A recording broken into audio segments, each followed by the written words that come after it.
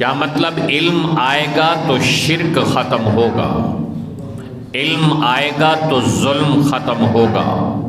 علم آئے گا تو فحاشی اور عریانی ختم ہوگی، علم آئے گا تو بچیوں کا زندہ درگور ہونا رکے گا، علم آئے گا تو صرف گھوڑے کو پہلے پانی پلا لینے پر 500 سال تک چلنے والی لڑائیوں کا خاتمہ ہوگا، علم آئے گا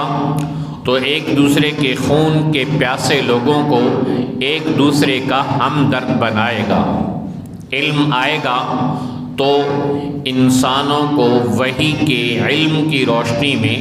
زندگی کا مقصد سمجھائے گا۔ انتہائی لائق صد احترام برادران اسلام، علم کا مقام اور مرتبہ اسلام کے اندر بہت اعلیٰ اور بڑی فضیلت والا ہے۔ رسول اکرم صلی اللہ علیہ وسلم جس معاشرے میں تشریف لے کر آئے وہ معاشرہ ظلم کی آماج کا بنا ہوا تھا، لیکن اسے زمانہ ظلم نہیں کہتے تھے۔ وہ معاشرہ فحاشی اور عریانی کا منبع بنا ہوا تھا، لیکن اسے زمانہ فحاشی اور عریانی نہیں کہا جاتا۔ وہ معاشرہ قتل و غارت گری کا گڑھ بنا ہوا تھا، لیکن اس کو زمانہ قتل و غارت گری نہیں کہا جاتا، بلکہ زمانہ جاہلیت کہا جاتا ہے، کیونکہ ظلم ہو، فحاشی اور عریانی ہو، قتل و غارت گری ہو، شرک کا بازار گرم ہو، یا دنیا کی کوئی بھی بد امنی ہو، وہ جہالت کا شاخسانہ اور علم سے دوری کا نشان ہوتا ہے۔ 360 بت مشرکین عرب نے بنائے ہوئے تھے، ہر چیز کے لیے الگ خدا انہوں نے تجویز کیا ہوا تھا۔ بارش کا یہ خدا، اولاد دینے والا یہ خدا، زندگی اور موت کا یہ خدا، اور الگ الگ ہر ضرورت کے لیے 360 بت بنا کر رکھے ہوئے تھے۔ تو شرک پرستی میں وہ معاشرہ اپنی انتہا کو پہنچ چکا تھا۔ معصوم بچیوں کو زندہ درگور کرنے کے اعتبار سے اپنی تاریخ کے بدترین دور سے گزر رہا تھا۔ ایسے وقت میں رسول اکرم صلی اللہ علیہ وسلم نے آ کر جو پہلا پیغام دیا وہ اللہ کی توحید کا بھی ہو سکتا تھا، وہ نماز کا بھی ہو سکتا تھا، وہ روزے کی تلقین کا بھی ہو سکتا تھا، وہ حج اور عمرہ اور زکوٰۃ کے مسائل کا بھی ہو سکتا تھا، وہ فحاشی اور عریانی کے خاتمے کی تحریک چلانے کا اعلان بھی ہو سکتا تھا، معاشرے سے ظلم کے خاتمے کی تحریک کا آغاز بھی ہو سکتا تھا، لیکن رسول پاک علیہ السلام نے ان میں سے کسی ایک عنوان کو بھی اپنی دعوت کا موضوع نہیں بنایا، بلکہ سب سے پہلا پیغام دیا، اقرأ بسم ربک الذی خلق، کہ انسانوں علم حاصل کرو جو تمہارے رب نے تمہیں عطا کیا ہے۔ کیا مطلب علم آئے گا تو شرک ختم ہوگا، علم آئے گا تو ظلم ختم ہوگا، علم آئے گا تو فحاشی اور عریانی ختم ہوگی، علم آئے گا تو بچیوں کا زندہ درگور ہونا رکے گا، علم آئے گا تو صرف گھوڑے کو پہلے پانی پلا لینے پر 500 سال تک چلنے والی لڑائیوں کا خاتمہ ہوگا، علم آئے گا تو ایک دوسرے کے خون کے پیاسے لوگوں کو ایک دوسرے کا ہمدرد بنائے گا، علم آئے گا تو انسانوں کو وحی کے علم کی روشنی میں زندگی کا مقصد سمجھائے گا۔ چنانچہ رسول پاک علیہ السلام نے سب سے پہلے علم کا پیغام دیا اور علم کا چراغ روشن کیا، اور جو ہی وہ علم کا چراغ روشن ہوا شرک کے اندھیرے کافور ہو گئے، ظلم اپنی موت آپ مر گیا، اور عدل و انصاف کے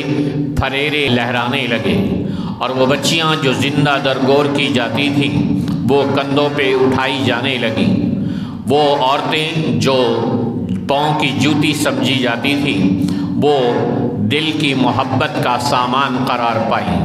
وہ 360 بت جو مختلف حاجتوں اور ضرورتوں کے لیے رکھے گئے تھے،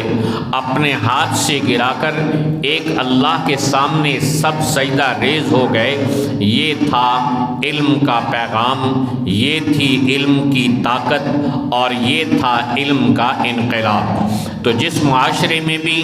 علم آتا ہے اس میں انقلاب آتا ہے، اس میں شعور آتا ہے، اس میں زندگی آتی ہے، اس میں عدل آتا ہے، اس میں حیا آتا ہے، اس میں انصاف پروان چڑھتا ہے، اور اس میں لوگ ایک دوسرے کے حقوق کو صحیح معنوں میں ادا کرنے والے بنتے ہیں۔ تو رسول پاک علیہ السلام نے آ کر سب سے پہلے علم کا پیغام دیا، اور پھر علم کی سوغات بانٹنی شروع کی، اور لوگوں کو علم دین سکھانا اور قرآن کا علم دینا، حدیث کا علم دینا شروع کیا، یہاں تک کہ علم دین حاصل کرتے کرتے صحابہ کرام ایسی ہستیاں بن گئی کہ جن کو آسمان سے اللہ کے سلام آنے لگ گئے۔ وہی لوگ جو ایک دوسرے کا چہرہ دیکھنا گوارا نہیں کرتے تھے، اور وہ عرب لوگ کہ جن پر کوئی حکومت کرنے کے لیے بھی تیار نہیں تھا، اس قابل بھی کوئی نہیں سمجھتا تھا ان کو کہ ان انسانوں پر حکومت کی جائے، لیکن وہی انسان نبی پاک علیہ السلام کے علم کو حاصل کرنے والے بنے، تو پھر اللہ تعالیٰ نے ان کو اس مقام پر پہنچایا کہ وہ دامن نچوڑ دیتے تو فرشتے وضو کرنے لگتے تھے، اگر وہ جہاد کی حالت میں شہید ہو جاتے تو فرشتے ان کو غسل دینے والے بنتے تھے۔ حضرت عبداللہ ابن مسعود رضی اللہ تعالیٰ عنہ چھوٹے قد کے تھے اور دبلے پتلے تھے۔ ایک مرتبہ مسواک اتارنے کے لیے درخت پر چڑھے، ہوا چل رہی تھی تو ان کا کپڑا ہٹا، اور جس سے ان کی دبلی پتلی ٹانگیں ظاہر ہو گئیں، تو صحابہ کرام مسکرا پڑے۔ آپ صلی اللہ علیہ وسلم نے فرمایا مما تضحکون، اے میرے صحابہ کیوں مسکرا رہے ہو؟ انہوں نے کہا یا رسول اللہ صلی اللہ علیہ وسلم، عبداللہ ابن مسعود کی دبلی پتلی ٹانگوں کی وجہ سے مسکرا رہے ہیں۔ اللہ کے پیغمبر صلی اللہ علیہ وسلم نے ارشاد فرمایا لہما اثقل فی المیزان من احد، یہ عبداللہ ابن مسعود کی دبلی پتلی ٹانگیں اللہ کے نزدیک میزان میں، ترازو میں احد پہاڑ سے بھی زیادہ وزنی ہیں۔ اللہ اکبر۔ علم دین حاصل کرتے گئے۔ حضرت عبداللہ ابن مسعود رضی اللہ تعالیٰ عنہ اپنی خالہ حضرت میمونہ رضی اللہ تعالیٰ عنہ کے گھر میں ٹھہرے۔ رات کو رسول پاک علیہ السلام قضائے حاجت کے لیے اٹھے تو حضرت عبداللہ ابن مسعود رضی اللہ تعالیٰ عنہ نے اٹھ کر پانی رکھ دیا۔ پانی رکھنے کے بعد رسول پاک علیہ السلام اٹھے تو پانی موجود تھا۔ آپ نے قضائے حاجت فرمائی اور کہا یہ پانی کس نے رکھا ہے؟ تو عبداللہ ابن مسعود نے کہا یا رسول اللہ میں نے رکھا ہے۔ تو آپ نے ان کو دعا دیتے ہوئے ارشاد فرمایا اللہم علمہ التاویل وفقہہ فی الدین، اے اللہ ان کو قرآن کی تعویل کا علم عطا فرما اور دین کی فقہ کا علم نصیب فرما۔ تو ایسے لوگ کہ جن کو رسول اللہ صلی اللہ علیہ وسلم نے، وہ خود کوفہ کی مسجد کے منبر پر کھڑے ہو کر حضرت عبداللہ ابن مسعود رضی اللہ تعالیٰ عنہ نے ارشاد فرمایا کہ قرآن پاک کی کوئی آیت ایسی نہیں کہ جس کے بارے میں یہ نہ بتا سکوں یہ کب اتری اور کہاں اتری اور کس کے بارے میں اتری۔ علم کا اتنا بڑا سمندر، اس کے باوجود علم کی یہ طلب ان کے دل میں موجود تھی۔ کہا اگر مجھے پتہ چلے کہ قرآن کی کسی آیت کا علم کسی اور بندے کے پاس بھی موجود ہے اور اونٹ کی سواری اس تک چل کر جا سکتی ہو تو میں اونٹ پر سوار ہو کر قرآن کی اس آیت کا علم حاصل کرنے اس آدمی کے پاس بھی چل کر جاؤں گا۔ تو یہ صحابہ کرام کو رسول پاک علیہ السلام نے علم کے سمندر بنا دیا۔ حضرت عبداللہ ابن مسعود رضی اللہ تعالیٰ کی بات چل رہی ہے تو وہ ایک صحابی ایسے ہیں کہ جن کو حضرت عمر رضی اللہ تعالیٰ نے کوفہ میں بھیجا، اور آئے تو وہ ایک صحابی عبداللہ ابن مسعود، اور جس رات ان کا جنازہ اٹھا 5000 علماء کوفہ کی سرزمین پر موجود تھے۔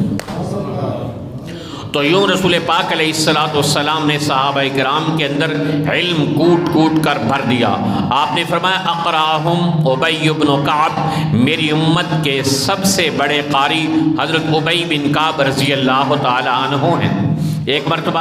ان کو رسول پاک علیہ السلام نے ارشاد فرمایا کہ ابی، اللہ نے مجھے حکم دیا ہے کہ میں تمہیں قرآن سناؤں۔ تو حضرت ابی بن کعب رضی اللہ تعالیٰ عنہ تو اپنی قسمت پر نازاں ہو گئے، فخر کرنے لگے اور حیران ہو کر پوچھا یا رسول اللہ او سمانی، کیا اللہ نے میرا نام لے کے کہا ہے کہ آپ مجھے قرآن سنائیں؟ تو رسول اللہ صلی اللہ علیہ وسلم نے فرمایا ہاں، اللہ نے بائی نیم کہا ہے کہ آپ ابی بن کعب کو قرآن سنائیں۔ تو حدیث کے الفاظ ہیں کہ رسول پاک علیہ السلام نے قرآن سنانا شروع کیا اور یہ فرمان سنایا وَهُوَ يَبْكِي، اور حضرت ابی بن کعب رضی اللہ تعالیٰ عنہ کی آنکھوں سے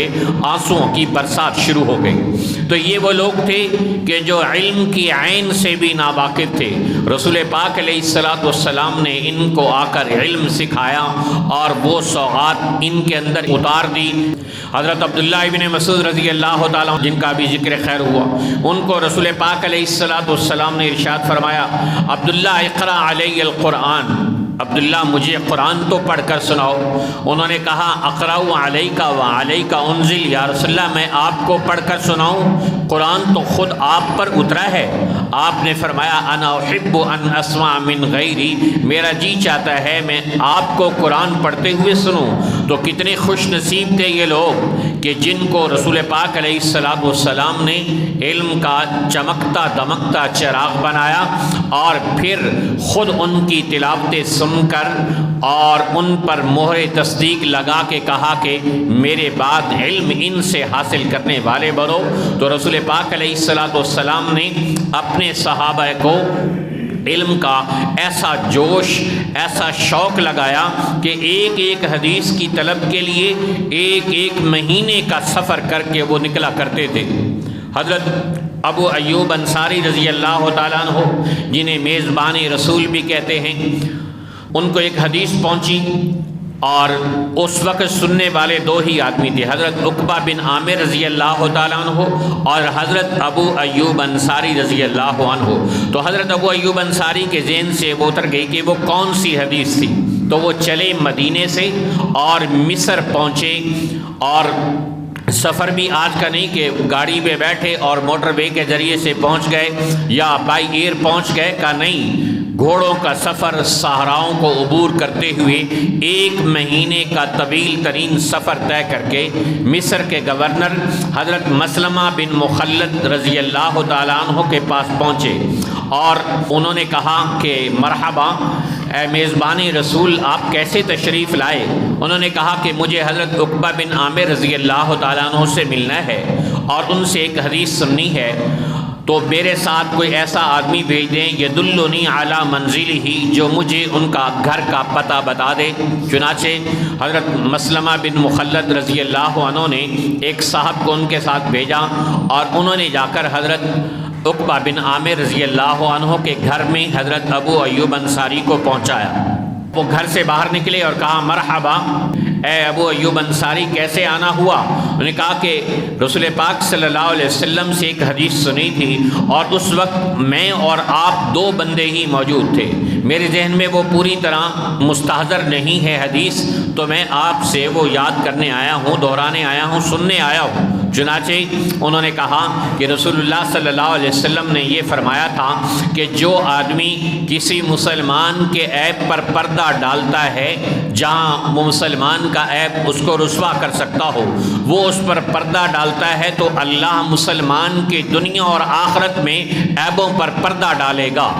تو حضرت ابو ایوب انصاری کہتے ہیں ہاں مجھے یہ حدیث رسول یاد آ گئی، پھر اپنی سواری پر بیٹھے اور مدینہ شریف واپس تشریف لے کر آ گئے، صرف ایک حدیث رسول صلی اللہ علیہ وسلم کو سننے کے لیے اتنا لمبا سفر کیا۔ تو رسول پاک علیہ الصلوۃ والسلام نے صحابہ کے دل میں علم کا یہ شوق اور یہ ولولہ پیدا کر دیا تھا، ایسی جوت جگا دی تھی کہ علم کے لیے سفر کرنا اور نبی پاک علیہ الصلوۃ والسلام کی احادیث کو حاصل کرنے کے لیے اپنے شوق اور طلب کو دکھانا ان کے لیے کوئی مسئلہ نہیں تھا۔ ایک صاحب مدینہ سے چلے، حضرت ابو دردہ رضی اللہ تعالیٰ عنہ کے پاس شام میں پہنچے، دمشق میں۔ اب مدینے اور دمشق کا سفر سینکڑوں کلومیٹر کا سفر ہے، اور اس وقت میں اونٹوں کی سواریاں ہیں، گھوڑوں کی سواریاں ہیں، ان پر سوار ہو کر اور 1 مہینے سے اوپر کا ٹائم لگا، اور کسی سے کہا کہ میں شام میں حضرت ابو دردہ کو ملنے آیا ہوں، تو لوگوں نے کہا کہ وہ مسجد میں تشریف فرما ہیں، اور وہ آئے اور آ کر ان سے کہا جئتک من مدینۃ الرسول صلی اللہ علیہ وسلم، اے ابو دردہ رضی اللہ عنہ، میں اللہ کے نبی کے شہر مدینہ طیبہ سے چل کر آپ کے پاس آیا ہوں صرف ایک حدیث رسول سننے کے لیے۔ تو آپ رضی اللہ تعالیٰ عنہ نے ارشاد فرمایا اچھا بیٹھو، تمہیں میں وہ حدیث رسول سناتا ہوں کہ رسول پاک صلی اللہ علیہ وسلم نے ارشاد فرمایا کہ کوئی آدمی علم حاصل کرنے کے لیے قدم اٹھاتا ہے تو سہل اللہ لہ بہ طریقا الی الجنہ، اللہ اس کے لیے جنت کے راستے آسان کر دیتا ہے۔ پھر فرمایا کہ رسول پاک علیہ الصلوۃ والسلام نے ارشاد فرمایا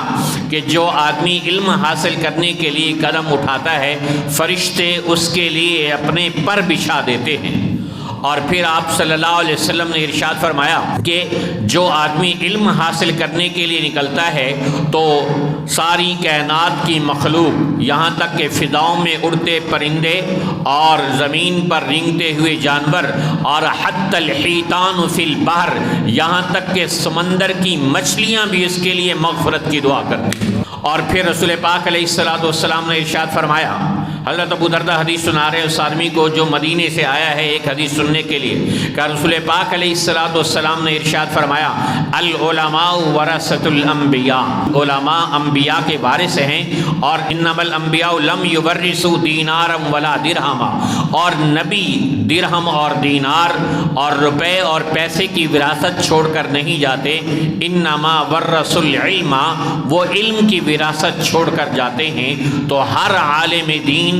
1,24,000 انبیاء کا جانشین بنتا ہے۔ یہاں ایک پیر کا کوئی گدی نشین اور جانشین بن جائے تو لوگ اسے سر آنکھوں پہ اٹھاتے ہیں اور کہتے بڑا خوش نصیب ہے، اتنے بڑے عالم دین اور پیر اور گدی نشین کا یہ بزرگ ہے، جانشین ہے، تو اس کی یہ شان ہے۔ تو جو ایک نبی نہیں 1,24,000 انبیاء کا جانشین ہو، اس کی کیا شان ہوگی اور اس کا کیا مقام اور مرتبہ ہوگا۔ کوئی دنیا میں ایسا ڈاکٹر ہے، کوئی انجینئر ہے، کوئی صدر یا وزیر ہے جس کے بارے میں اللہ کے نبی علیہ الصلوۃ والسلام نے فرمایا ہو کہ فرشتے اس کے لیے اپنے پر بچھا دیتے ہیں، جس کے لیے رسول اللہ صلی اللہ علیہ وسلم نے فرمایا ہو کہ زمین کی ساری مخلوق اس کے لیے دعا کرتی ہو، آسمان کے اندر اڑنے والے پرندے بھی دعا کرتے ہوں، تو کتنی شان ہے ایک عالم دین کی کہ اللہ تعالیٰ اس کو یہ مقام عطا کر رہا ہے کہ اگر چند لوگ بدخوئی بھی کرتے ہوں علماء کی تو انہیں تو خوش ہونا چاہیے کہ بدخوئی کرنے والے چند ہیں، اور ہمارے لیے مغفرت اور بخشش کی دعا کرنے والی اللہ کی ارب مخلوقات ہیں۔ تو اربوں مخلوقات جس کے لیے مغفرت کی دعا کریں، اس عالم دین کی شان کے کیا کہنے، اور فرشتے جس کے لیے اپنے پر بچھا دیں، اس عالم دین کی شان کے کیا کہنے۔ اور حدیث میں آتا ہے من خرج فی طلب العلم فہو فی سبیل اللہ حتی یرجع، جو علم کے لیے نکلتا ہے وہ اللہ کے راستے میں ہوتا ہے جب تک اپنے گھر کی طرف لوٹ کے واپس نہیں چلا جاتا۔ یہ رسول پاک علیہ الصلوۃ والسلام عالم دین کی شان بتا رہے ہیں۔ آپ نے فرمایا فضل العالم علی العابد کا فضلی علی ادناکم، عالم دین کی فضیلت عابد پر ایسی ہے جیسے میری فضیلت تم میں سے ادنا صحابی پر۔ اور ایک حدیث میں ارشاد فرمایا عالم کی فضیلت ایسی ہے عام لوگوں پر جیسے 14ویں کے چاند کی فضیلت تمام ستاروں کے اوپر ہوتی ہے۔ تو تمام ستاروں میں 14ویں کے چاند کا اپنا مقام ہے، اسی طرح اللہ کی ساری مخلوقات میں عالم دین کا اپنا مقام ہے۔ اللہ قرآن میں سوال کرتے ہوئے ارشاد فرما رہے ہیں قل هل يستوي الذين يعلمون والذين لا يعلمون، بتاؤ کیا علم رکھنے والے اور علم نہ رکھنے والے برابر ہو سکتے ہیں؟ کیا عالم اور جاہل برابر ہو سکتے ہیں؟ کیا کبھی دھوپ اور سایہ بھی برابر ہوئے؟ کیا کبھی دن اور رات بھی برابر ہوئے؟ کیا کبھی زندگی اور موت بھی برابر ہوئے؟ جیسے یہ برابر نہیں، ایسے ہی عالم اور جاہل کا مرتبہ بھی ایک نہیں۔ عالم کو اللہ نے یہ شان عطا فرمائی، قرآن کہتا ہے یرفع اللہ الذین آمنوا منکم والذین اوتوا العلم درجات، کہ اللہ نے ایمان والوں کا بھی مقام مرتبہ بڑھایا ہے، لیکن ایمان والوں میں سے جو عالم بن جائیں، علم دین حاصل کر جائیں، ان کا مقام اور مرتبہ اللہ نے بہت اونچا اور بہت بلند کر دیا ہے۔ قرآن پاک ایک بڑی خوبصورت آیت لے کے آتا ہے اور علم کی شان بتا رہا ہے، ایمان والوں کو سمجھا رہا ہے کہ اس کائنات کا سب سے بڑا دعویٰ یہ ہے کہ اللہ ایک ہے، فلاں چور ہے، فلاں کرپٹ ہے، فلاں وزیر ایسا ہے، فلاں وزیر اعظم ایسا رہا، یہ ایک دعویٰ ہے اور یہ دنیا کے دعوے ہیں اور اس کو پروف کرنا، سچ ثابت کرنا الگ بات ہے۔ یہ چھوٹے دعوے ہیں، فلاں قاتل ہے، فلاں نے زمین پہ قبضہ کیا ہے اور فلاں نے فلاں آدمی کا ناجائز حق مارا ہے، تو یہ چھوٹے چھوٹے دعوے ہیں۔ اس کائنات کا سب سے بڑا دعویٰ ہے شہید اللہ انہ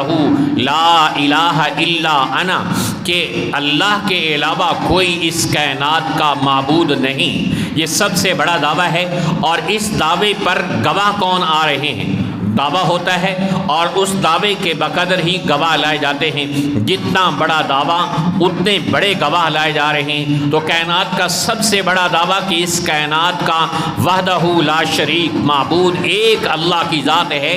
اس دعوے پر اے اللہ گواہ کون ہے؟ اللہ کہتا ہے پہلا گواہ میں خود ہوں، شہید اللہ، میں خود ہوں، والملائکہ، اور دوسرے اس کائنات کے سب سے بڑے دعوے کے گواہ میرے فرشتے ہیں، اور تیسرا وَأُولُو الْعِلْمِ، اور علماء کرام اس کائنات کے سب سے بڑے دعوے کے گواہ ہیں کہ اللہ کے علاوہ کوئی معبود نہیں ہے۔ تو میرے محترم بھائیو، یوں رسول پاک علیہ السلام نے علم کی اور علماء کی شان بتائی تاکہ امت علم دین کو حاصل کرنے والی اور اپنی نسلوں کو قرآن سکھانے والی اور دین پڑھانے والی بن جائے۔ یہ مقام اور مرتبہ اس لیے علم کا بتایا گیا کہ ایک حافظ قرآن 10 آدمیوں کی سفارش کرے گا، اور ایک شہید 70 آدمیوں کی سفارش کرے گا، اور ایک حاجی 400 آدمیوں کی سفارش کرے گا، اور ایک عالم دین کے بارے میں ہے کہ وہ کتنوں کی سفارش کرے گا۔ تو حدیث میں قیل للعابد،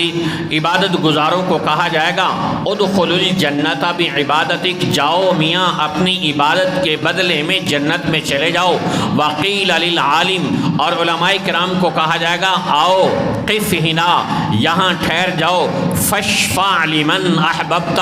اور جس کی چاہو تم سفارش کرو، آج جس کی طرف تمہاری انگلی کا اشارہ جائے گا اسے جنت کا وارث بنا دیا جائے گا۔ حدیث میں ہے کہ یوم القیامت الانبیاء ثم العلماء، قیامت کے دن نبی سفارش کریں گے، ان کے بعد سفارش کی باری علماء کرام کی آئے گی۔ امام محمد رحمۃ اللہ علیہ فوت ہوئے،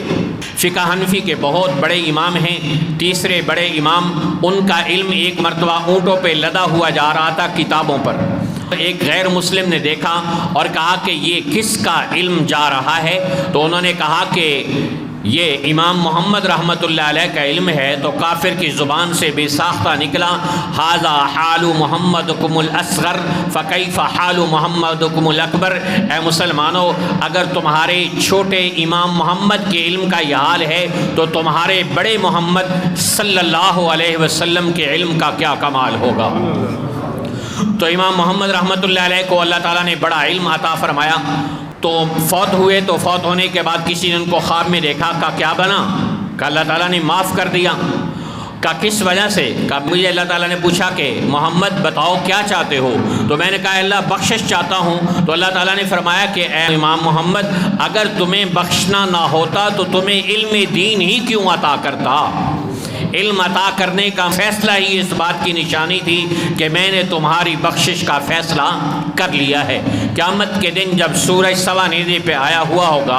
اور ساری کائنات پسینے میں ڈوبی ہوئی ہوگی، کوئی ٹخنوں تک، کوئی گھٹنوں تک، کوئی ناف تک، کوئی گردن تک، اور کسی کا پورا وجود پسینے میں ڈوبا ہوا ہوگا، خشیت الاصوات، زبانیں گنگ ہوں گی، لا یتکلمون، کسی کے بولنے کی آواز نہیں آئے گی۔ اس وقت میں ایک آواز ساری اس شہر خاموشہ کو توڑے گی۔ اللہ فرمائیں گے یا معشر العلماء، اے علماء کرام کی جماعت تم کہاں ہو؟ پھر دوسری مرتبہ اللہ پکارے گا یا معشر العلماء، اے علم کی خاطر اپنے گھر بار کو اور گھر بار کی سہولیات کو تج کر کے میرے دین کو سیکھنے کے لیے مدارس کی چار دیواری میں روکھی سوکھی کھا کر علم پڑھنے کے لیے آنے والوں تم کہاں ہو؟ پھر تیسری مرتبہ پکار ہوگی یا معشر العلماء، جب لوگ دنیا کے علم کے لیے دوڑے پھر رہے تھے اس وقت میں تم نے میرے نبی کے علم کو سینے سے لگایا،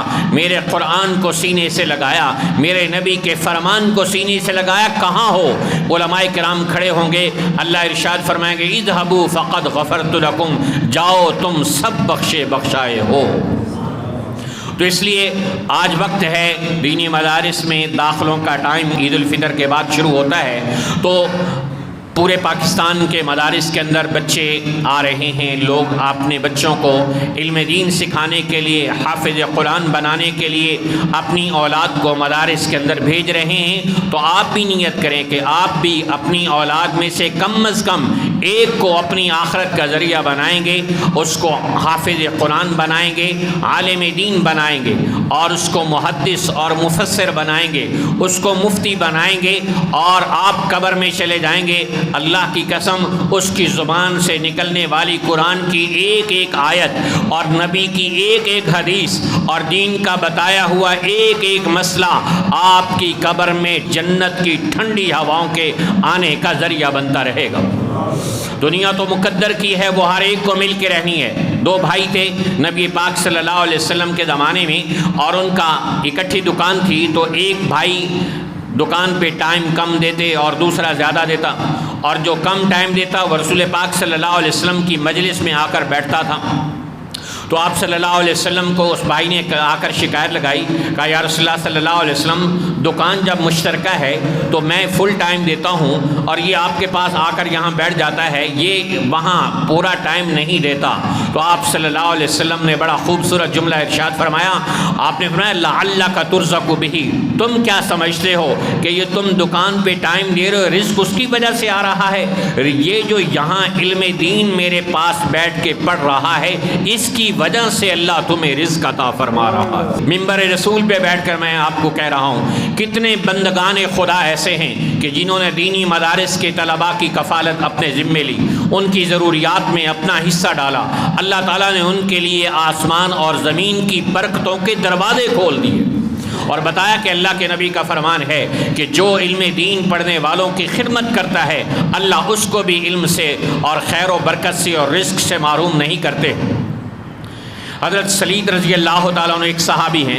ان کو رسول پاک علیہ السلام نے ایک قیمتی باغ دیا مدینے سے باہر، وہ اس کی رکھوالی کے لیے چلے جاتے، اور جب مدینہ آتے لوگوں سے پوچھتے پہ کیا ہوا، تو لوگ بتاتے آج رسول اللہ صلی اللہ علیہ وسلم نے اتنی حدیثیں ہمیں سکھائیں، آج اتنے مسائل ہمیں بتائے۔ دوسرے دن آتے پھر یہی بات، تیسرے دن آتے پھر یہی بات، وہ بڑے پریشان ہوئے، اور ایک دن آ کے کہا یا رسول اللہ صلی اللہ علیہ وسلم اپنا یہ باغ واپس لے لیجئے، لوگ علم دین حاصل کر رہے ہیں، روزانہ مسائل آپ سے سیکھ رہے ہیں، روزانہ وہ سینکڑوں احادیث کا علم حاصل کرتے چلے جا رہے ہیں، اور میں علم سے محروم ہو کر باغ کی رکھوالی میں مصروف ہو چکا ہوں، یا رسول اللہ یہ باغ واپس لے لیجئے۔ یہ جذبات تھے صحابہ کرام کے کہ ہم علم دین حاصل کرنے والے اور فرامین رسول صلی اللہ علیہ وسلم سیکھنے والے بن جائیں۔ آپ صلی اللہ علیہ وسلم نے فرمایا کن عالمن، یا تو خود عالم بن جاؤ، او متعلمن، یا طالب علم بن جاؤ، او مستمعن، یا ان کی سننے والے بن جاؤ،